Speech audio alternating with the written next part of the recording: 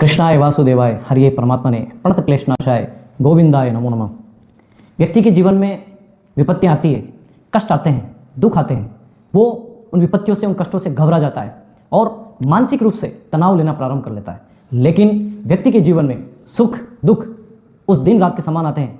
जो दिन है तो रात होगी, रात है तो दिन होगा। व्यक्ति के जीवन में अगर चढ़ाव की स्थिति है, कहने का अर्थ संघर्ष के दिन आने वाले हैं, घबराने की जरूरत नहीं। उतार की स्थिति भी आएगी, कहने का अर्थ सुख की स्थिति भी आएगी। बहुत से व्यक्तियों के जीवन में सुख आ जाता है, साधन संपन्न हो जाते हैं, बहुत आनंद के साथ रहते हैं, उस समय ईश्वर को भी भूल जाते हैं। लेकिन जब दुख आता है, उनके जीवन में कष्ट आता है, घबरा जाते हैं, मानसिक रूप से तनाव ले लेते हैं। इसलिए हमें अपने जीवन में सुख दुख में समान रूप से रहना है और दुख में कभी अपने को घबराना नहीं चाहिए, दुख का डटकर सामना करना चाहिए। और जीवन में जब तक कठिनाइयां नहीं आएगी, आपका जीवन सुंदर और सफल हो ही नहीं सकता। ऐसे हमारे महान चरित्र हुए हैं जिनके जीवन में इतने कष्ट आए, लेकिन उन कष्टों को उन्होंने डटकर मुकाबला किया। आज हम सबके वो आदर्श हैं। अगर इसे उदाहरण के रूप में देखें, भगवान कृष्ण का जीवन बचपन से लगाकर अंत तक उनका जीवन कष्टों से परिपूर्ण रहा। भगवान राम का जीवन पूरा कष्टों से परिपूर्ण रहा। वो आज हमारे आदर्श हैं। व्यक्ति के जीवन में कष्ट आते हैं, ऐसे बहुत से उदाहरण हैं। जैसे नेपोलियन बोनापार्ट को लीजिए, उनकी हाइट बहुत छोटी थी, नाटे थे, लेकिन दुनिया के श्रेष्ठ सेनापतियों में नाम गिना जाता है। हमारे सदी के महानायक